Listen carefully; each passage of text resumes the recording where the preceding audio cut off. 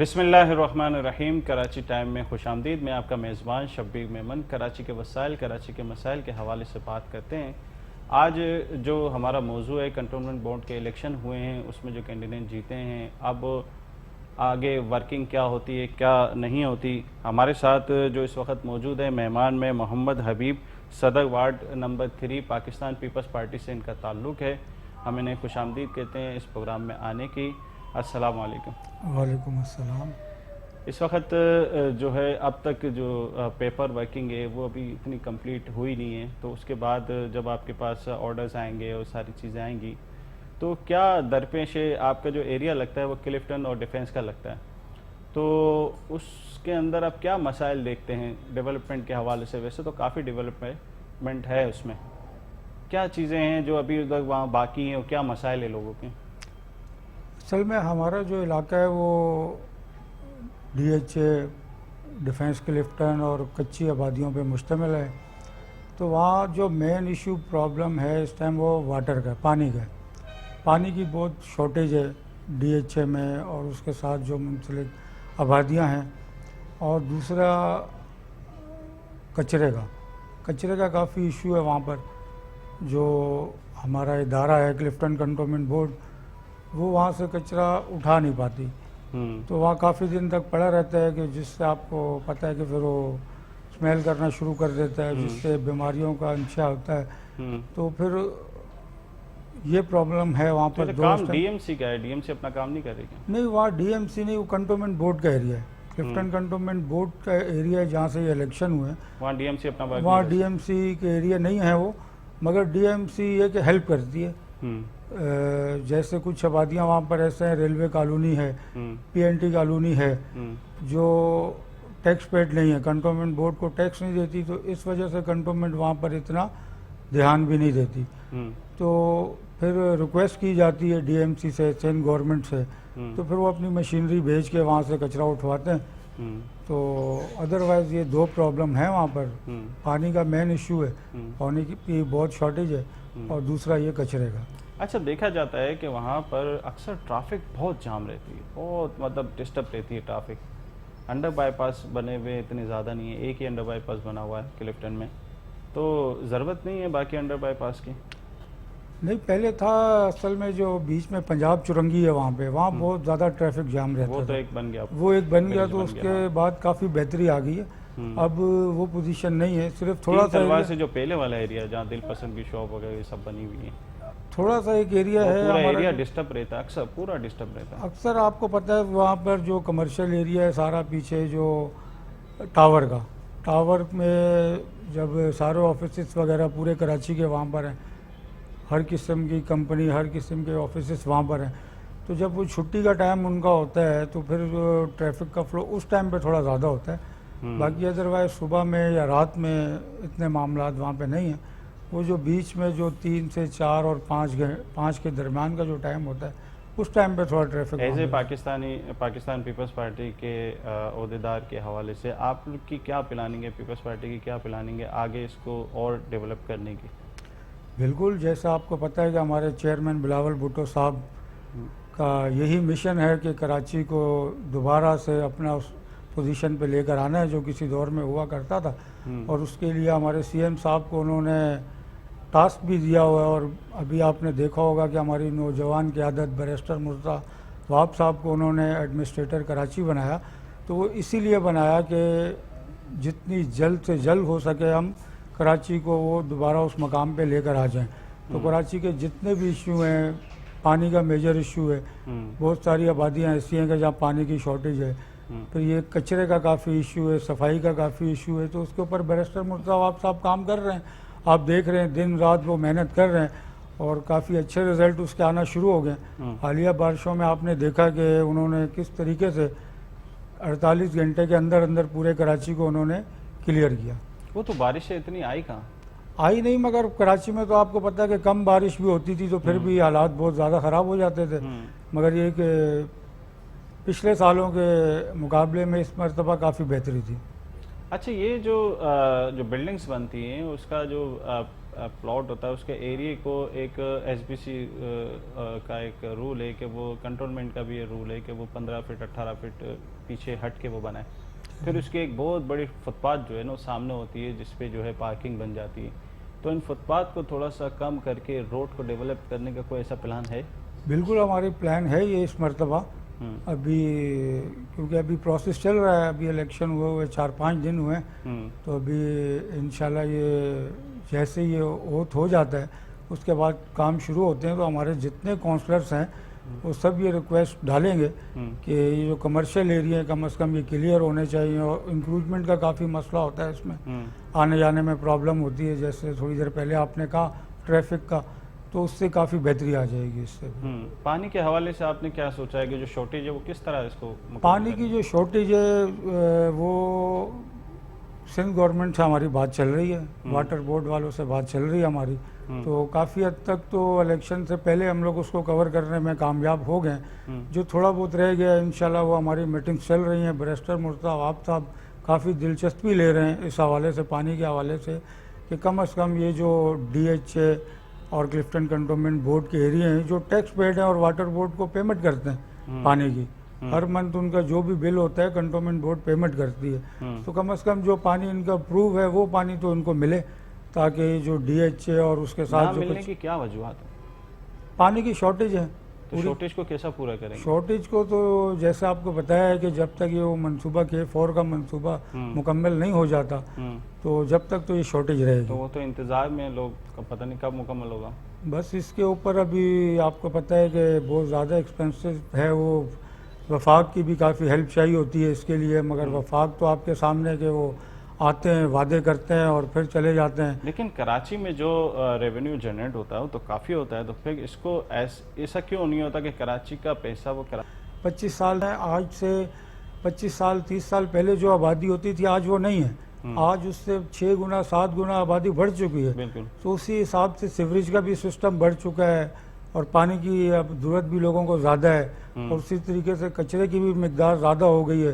तो इन पूरी चीज़ों को मैनेज करना इतना आसान काम नहीं होता, आपको पता है। तो अभी इंशाल्लाह बेहतरी की तरफ जा रहे हैं मामला। आप देख रहे होंगे कराची में काफ़ी बेहतरी आ गई है। सॉलिड वेस्ट मैनेजमेंट से सिंध गवर्नमेंट ने मुआहदा किया हुआ है, वो कचरा डेली बेसिस पे उठा रहे हैं। पानी तो एक बुनियादी मसला है और इस हवाले से मज़ीद आपसे मैं डिस्कस करता हूँ। एक ब्रेक की तरफ जाते हैं, ब्रेक के बाद नाज़रीन पानी के हवाले से जो एक बुनियादी मसला है उसके हवाले से हम बात करेंगे। वेलकम बैक नाज़रीन, कराची टाइम में खुशामदीद। हमारे साथ इस वक्त कॉल पे हमारे रिपोर्टर मेट्रो 1 न्यूज़ के हफीज़ अंसारी साहब हैं। अस्सलाम वालेकुम। वालेकुम सलाम। हफीज़ साहब क्या हाल है, खैरियत से? जी हाँ, बस अल्लाह का शुक्र है। कंटोनमेंट बोर्ड के हवाले से आपसे ये पूछना चाहता हूँ कि इस वक्त आज़ाद उम्मीदवार भी काफ़ी जीते हैं और पीपल्स पार्टी की इस वक्त कितनी सीटें उन्होंने ली हैं? यहाँ देखा, अगर हम बात करें कंटोनमेंट के इलेक्शन की तो यकीनन ये बात आपने सही कही है कि आज़ाद उम्मीदवार जो है एक इनकलाबी यानी कि रिजल्ट आया आज़ाद उम्मीदवारों के हवाले से कि उन्होंने पाकिस्तान में तीसरी पोजीशन हासिल कर ली है। अगर पहली पोजीशन PTI हासिल करती है 60 नशिस्तें लेकर और PMLN 59 हासिल करती है, तो आज़ाद उम्मीदवारों ने 55 नशिस्तें हासिल की थी और पाकिस्तान पीपल्स पार्टी ने 17 और इसी तरह MKM ने 10 और जमात इस्लामी ने 7 है, NP ने 2 और इसी तरह BAP है 2 नशिस्तें हासिल की थी। तो यूँ आज़ाद उम्मीदवारों ने ये साबित किया है कि लोग जो है सियासी जमातों से शायद मायूस हो चुके हैं और आवाम ने भी शायद जो है आज़ाद उम्मीदवारों को इसलिए मुंतखब किया कि वो सियासी चुनाव जो है उनके पास कोई नजर नहीं आ रहा था, सबको आजमा चुके हैं, सब उनके जो है एतमाद पर पूरे नहीं उतर सके हैं। यही वजह है कि आज़ाद उम्मीदवारों की लिस्ट काफी हद तक जो है कामयाब रही है। अगर मैं बात करूँ कराची के कंटोनमेंट के हवाले से तो 6 कंटोनमेंट बोर्ड के अंदर 42 वार्ड से और 42 वार्ड के अंदर हमने ये देखा कि PTI ने सबसे ज्यादा 14 वार्ड पर कामयाबी हासिल की, पीपल्स पार्टी ने 11 और जमात इस्लामी ने 5 नशिस्तों पर फतह हासिल की, MKM ने 3, नून लीग ने 3 और 6 आज़ाद उम्मीदवार कामयाब हुए हैं। तो यहाँ एक ये चीज नई तब्दीली देखने में आई है कि एमपीएम जो कि तीसरी जमात बनकर आती थी, अब जो है जमात इस्लामी उस पर आ गई है और तीसरी पोजीशन जो है जमात इस्लामी ने 5 रजिस्टर हासिल कर लिए हैं। यूं जमात इस्लामी के जो एहतजाज होते थे कराची के मसाइल के हवाले से या बिजली के हवाले से, उन एहतजाज की वजह से जो है जमात इस्लामी बाजी ले जाती हुई नजर आई है। यूं ये कहा जा सकता है कि आइंदा इलेक्शन में भी जमात इस्लामी के लिए एमपीएम को मुकाबला करना जरा मुश्किल पड़ जाएगा, क्योंकि अब ऐसा लगता है कि जमात इस्लामी कराची में जो अपनी नशस्तों में इजाफा एक बार फिर करती नजर आ रही है। नवतल्ला एडवोकेट के बाद जो है जमात इस्लामी फिर कराची में नजर आई है इलेक्शन के अंदर। लेकिन हाफिज साहब अक्सर ये देखा जाता है जैसे एतमाद जो है पब्लिक ने आज़ाद उम्मीदवारों पे ज़्यादा किया है, लेकिन आज़ाद उम्मीदवार किसी न किसी पार्टी में मर्ज होते हैं, अक्सर ये देखा जाता है। तो क्या देखते हैं आप इस हवाले से?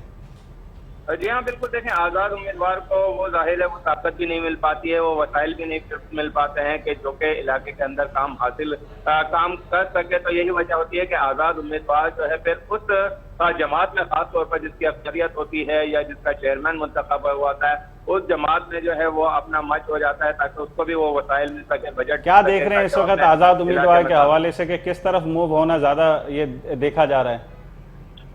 देखें, आज़ाद उम्मीदवार के हवाले से अगर हम सिंध की बात करते हैं या कराची की बात करते हैं तो जाहिर है पीपल्स पार्टी जो है इस तरह एक ताकतवर पावरफुल नजर आती है कि कराची के मसाइल के लिए जो इख्तियारात हैं, जो वसाइल है, वो सिंध हुकूमत के पास नजर आते हैं।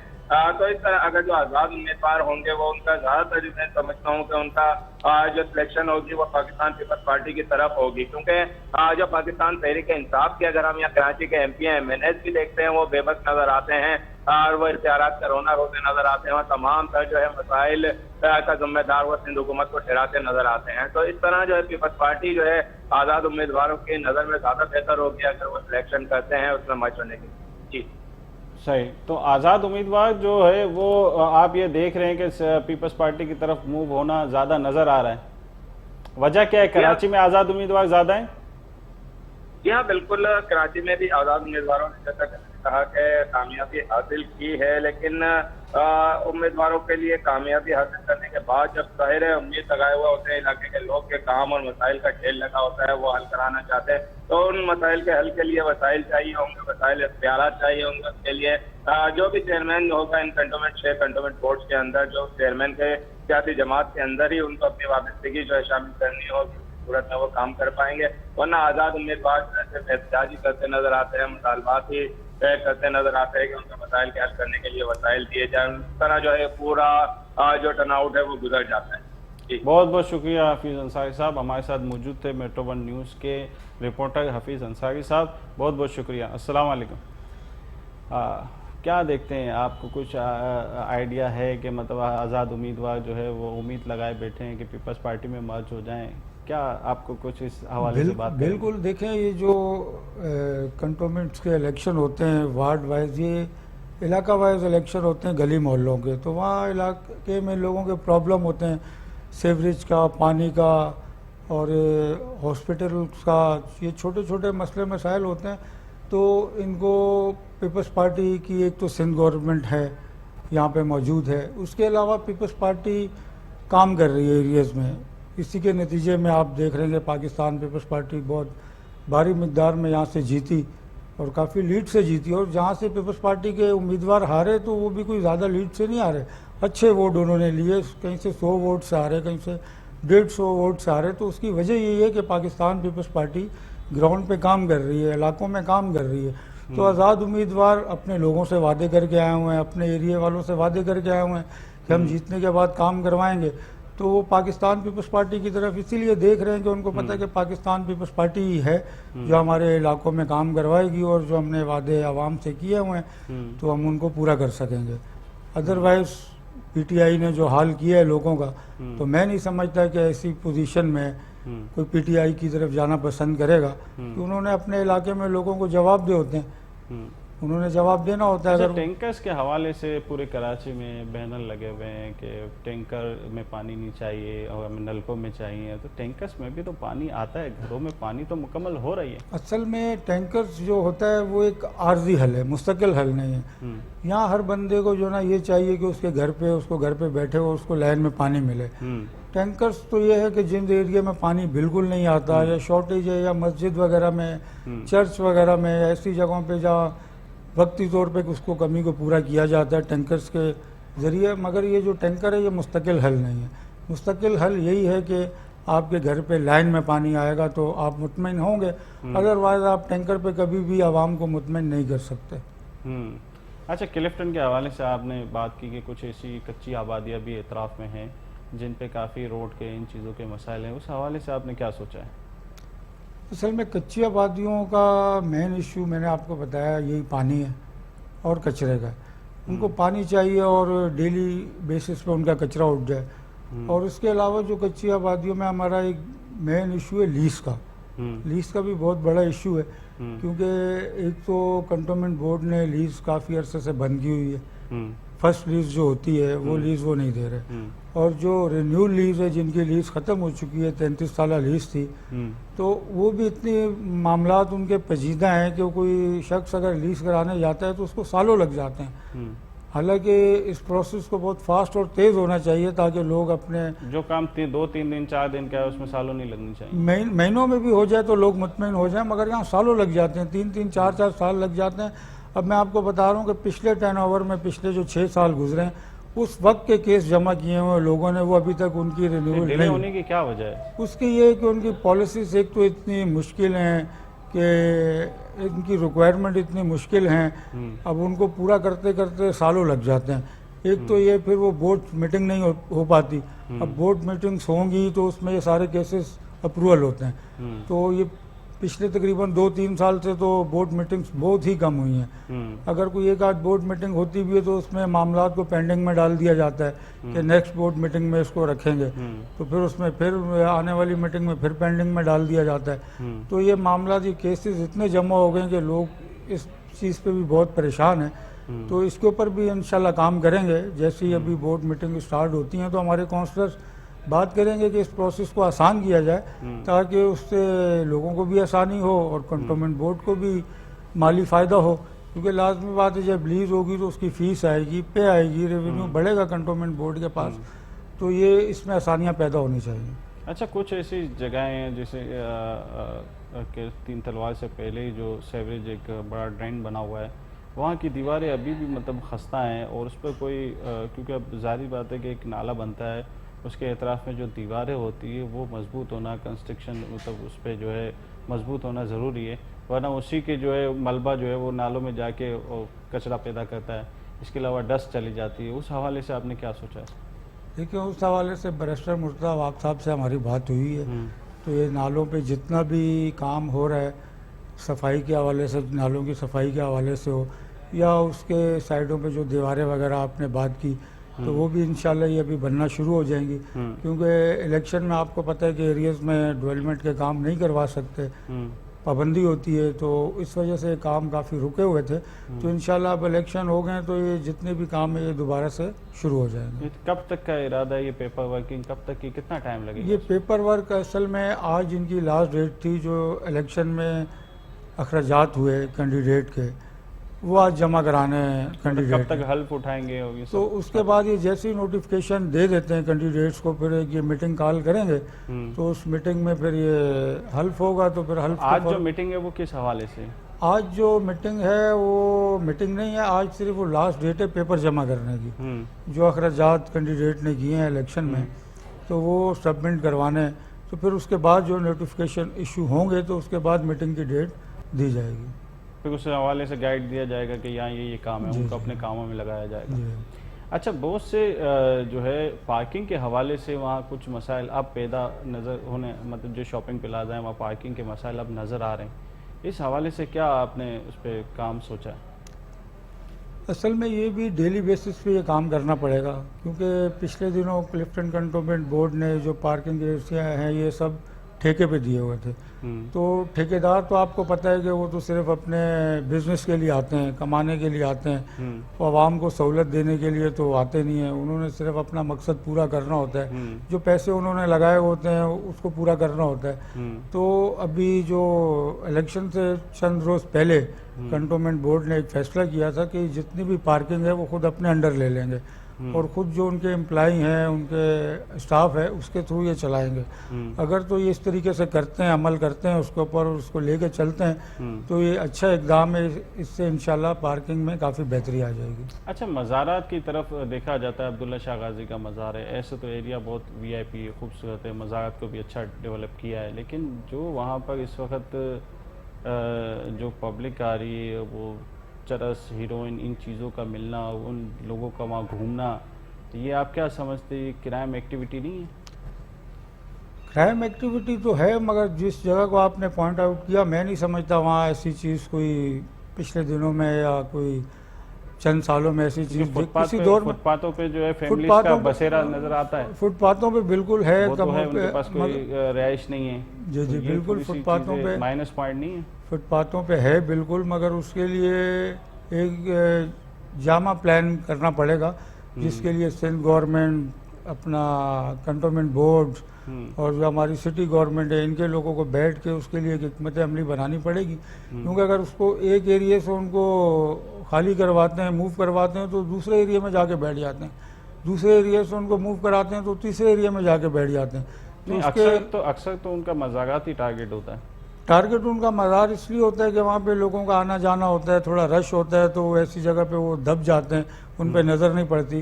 अगर वो किसी ओपन जगह पे बैठेंगे तो वहाँ वो नज़र में आ जाते हैं। तो इसलिए उनकी कोशिश ये होती है कि ऐसी जगह पे जाएं जहाँ रश हो। तो प्रॉपर ठेकेदारी सिस्टम चलता है। वो किसी फ़कीर को इस हवाले से काफ़ी प्रोग्राम भी हुए हैं। बिल्कुल किसी जो है वो एंकर ने भैंस बदल के वहाँ गए और वहाँ पर उनको बैठने नहीं दिया, अभी हमारे ठेकेदार से बात कर, तो ये एक अजीब सिस्टम है।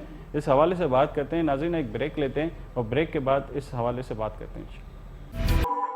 वेलकम बैक नाज़रीन, कराची टाइम में खुशामदीद। मैं आपका मेज़बान शब्बीर मेमन। हाँ, इस हवाले से बात हो रही थी कि मज़ारात पर जो इस वक्त एक्टिविटी हो रही है और जिस तरह गदागिरी बढ़ती जा रही है, तो जो DHA का इलाका है वहाँ काफ़ी मज़ारात है, मिस्री शाह है, अब्दुल्ला शाह गाजी है, तो उसके हवाले से पाकिस्तान पीपल्स पार्टी ने क्या इक़दाम करने का सोचा है? जी सर। पाकिस्तान पीपल्स पार्टी की उसके ऊपर काम कर रही है। पिछले दिनों काफ़ी क्रैकडाउन किया था और इन लोगों को उठा के बंद किया था, FIR काटी गई थी मुख्तलिफ पुलिस स्टेशन में। काफ़ी सख्ती कर रही है पाकिस्तान पीपल्स पार्टी इसके ऊपर। इंशाल्लाह आप देखेंगे आने वाले दिनों में बेहतरी आएगी इसमें। और आपको कराची में इसका फ्लो बहुत हो गया है, मतलब गदागिरी बहुत हो गई है। दूसरी बात ये है कि आप ये देखें, रोडों पे छोटी छोटी बच्चियाँ 5-5, 6-6 साल की, अभी मैं आ रहा था हसन स्क्वायर से, तो वहाँ पर एक छोटा 4 या 5 साल का बच्चा होगा, मेन रोड पे खड़ा हुआ है, वो भीख मांग रहा है। मतलब ये तो वैसे ही बच्चों की मना की गई कि मजदूरी, ये जो गिरोह हैं ये बच्चों से ये काम करवाते हैं। इसके लिए क्या इकदाम पाकिस्तान पीपल्स पार्टी ने सोचे? देखिए, पाकिस्तान पीपल्स पार्टी इसके लिए इकदाम कर रही है, मगर मैंने आपको जैसे कहा कि ये एक दिन का है नहीं है, इसको पूरा एक नेटवर्क होता है। तो उस नेटवर्क को ख़त्म करना इतना आसान नहीं है, वो 1 या 2 दिन में नहीं किया जा सकता। तो इंशाल्लाह इसमें बेहतरी आएगी। इसके ऊपर पाकिस्तान पीपल्स पार्टी की सिंध गवर्नमेंट काम कर रही है और पिछले दिनों में उसके ऊपर काफ़ी तेज़ी से काम हुआ, काफ़ी केसेस बनाए गए ऐसे लोगों के ऊपर। तो अब जो कराची से जाना शुरू हो गए, ये अक्सर लोग पंजाब से, अंदरूनी सिंध से आ जाते थे और इस तरह की कामों में वो शामिल हो जाते थे। तो इंशाल्लाह वो अपने अपने एरिया में वापस जाना शुरू हो गए। अच्छा, इस वक्त ये देखा जा रहा है कि DHA का इलाका, ख़ासकर PTI के वोटर वहाँ पर ज़्यादा हैं, तो क्या वजह है पाकिस्तान पीपल्स पार्टी को इतने वोट वहाँ पर मिले? असल में इस मरतबा DHA वाले वो कहते हैं ना कि वो पढ़े लिखे हैं, तो पढ़े लिखे को समझ थोड़ी जल्दी आ गई और वो जल्दी वापस हकीकत पे आ गए। तो गुज़िश्ता 3 सालों में पाकिस्तान पीपल्स पार्टी ने बहुत ज़्यादा काम करवाए। हालांकि क्लिफ्टन कंटोनमेंट बोर्ड का एरिया है, काम वहाँ कंटोनमेंट बोर्ड ने करवाने होते हैं, उसके बावजूद हमारे बैरिस्टर मुर्तज़ा वहाब साहब हैं। लेकिन नुमाइंदगी तो जी बिल्कुल सेलेक्टेड लोग करते हैं। जी, तो बैरिस्टर मुर्तज़ा वहाब साहब ने सिंध गवर्नमेंट से उन इलाकों में काम करवाए। मैं आपको वहाँ दिखाऊंगा कि रेलवे ग्राउंड है, रेलवे की आबादी है, वफाक के अंडर आती है। तो कंटोनमेंट बोर्ड का और वफाक का काम है कि वहाँ पर काम करवाएं, अपने लोगों को देखें। मगर वहाँ बैरिस्टर मुर्तज़ा अवाब साहब ने इतना खूबसूरत स्टेडियम बनवाया है सिंध गवर्नमेंट के बजट से, और वहाँ के सारे रोड, वहाँ की सब गलियाँ, स्ट्रीट लाइट और कचरे का जितना सिस्टम है वो सिंध सॉलिड वेस्ट से उठवा रहे हैं। तो यही वजह है कि वहाँ के लोगों ने बैरिस्टर मुर्तज़ा अवाब साहब पे एतमाद किया है। तो ये जितने भी DHA से, क्लिफ्टन से या कच्ची आबादियों से वोट मिले, वो लोगों ने बैरिस्टर मुर्तज़ा अवाब साहब की पॉलिसियों की वजह से वोट दिए। और जो PTI की नाकामियाँ हैं वो आपके सामने, किसी से ढकी छुपी नहीं है। उनके MNA MPA गुज़िश्ता इलेक्शन में यहाँ से जीते, मगर उन्होंने दोबारा इलाकों का रुख ही नहीं किया, वो आए नहीं। तो अभी इलेक्शन में वो लोग आए, उन्होंने कोशिश की आने की हलकों में, मगर वो आवाम क्योंकि उनको जान चुकी थी। ये बहुत अच्छा आपने पॉइंट दिया कि इलेक्शन से पहले तो जो है अवामी नुमाइंदे आवाम से मिलते हैं, इलेक्शन के बाद की क्या सूरत हाल है, आवाम को किस तरह आसानी होगी आप लोग से मिलने की, और जो कैंडिडेट इसमें जो जीते हैं उनसे क्या आसानी होगी एक आम शख्स के मिलने के या उनकी मुलाकात करने से?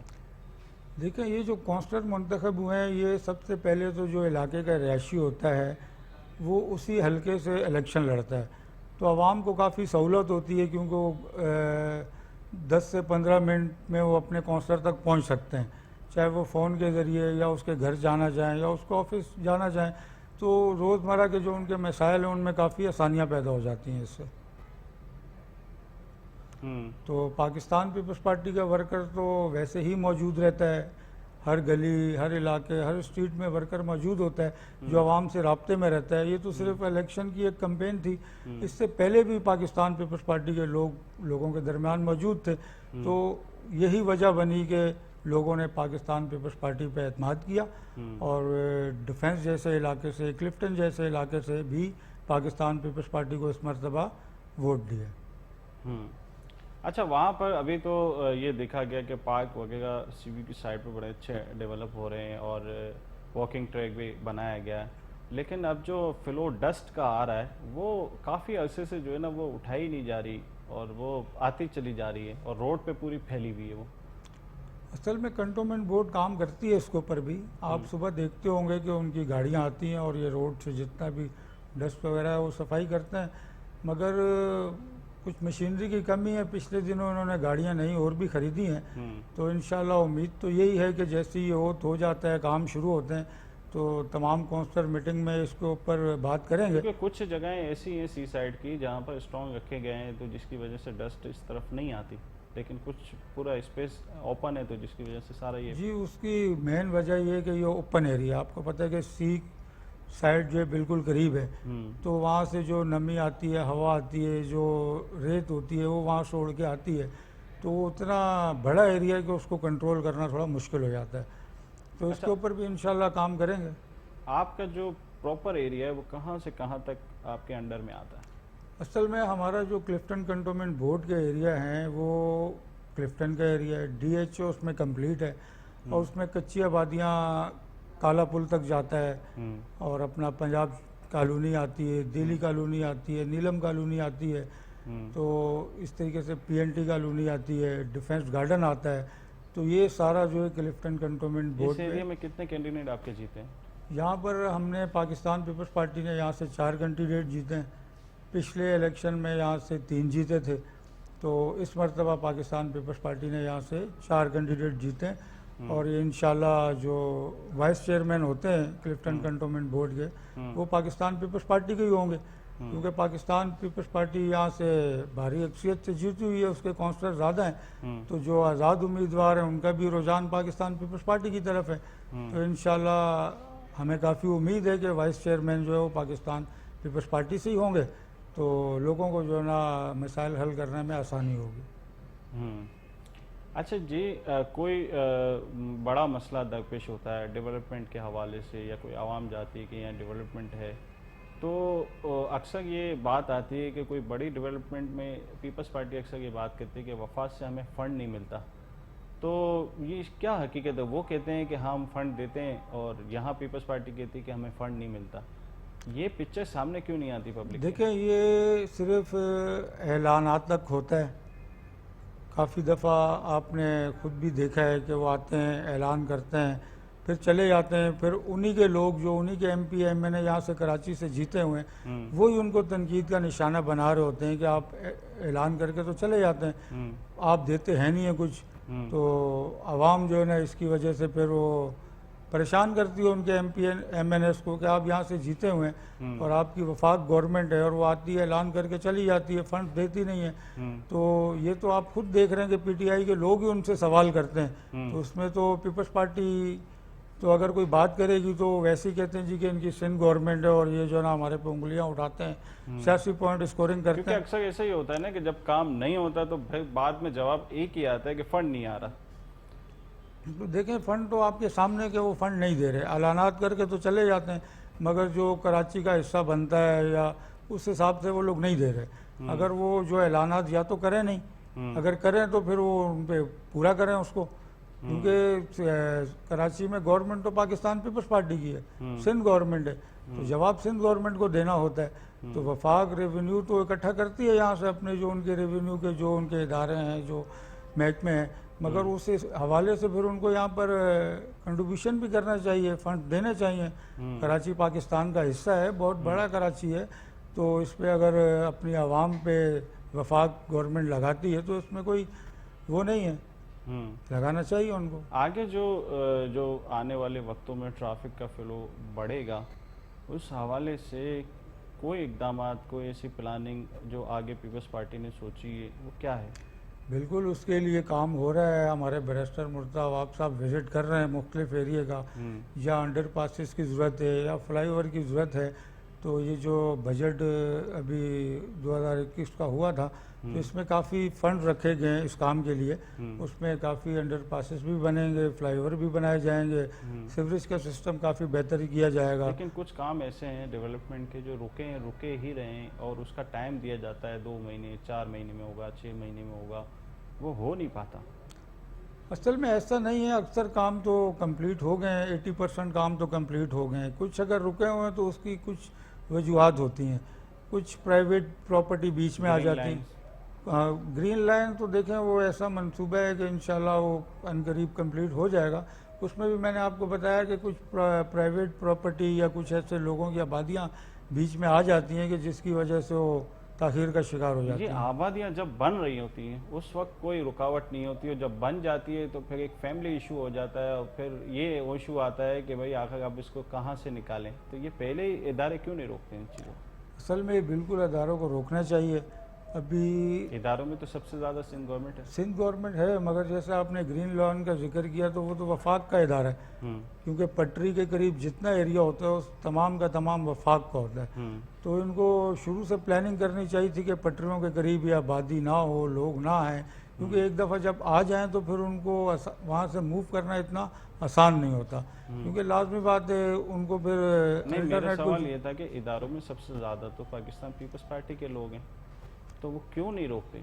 पाकिस्तान पीपल्स पार्टी रोकती है जहाँ जहाँ से शिकायतें आती हैं, जहाँ कोई प्रॉब्लम होती है तो पीपल्स अब पार्टी। अक्सर ये देखा जाता है कि कभी किसी बिल्डिंग को अगर तोड़ा जाता है जो अनऑफिशियल बनी होती है, नक्शा उसका पास नहीं होता, तो फिर कोर्ट में सबमिट कराने के बाद फिर वो दोबारा डेवलप होना शुरू हो जाता है।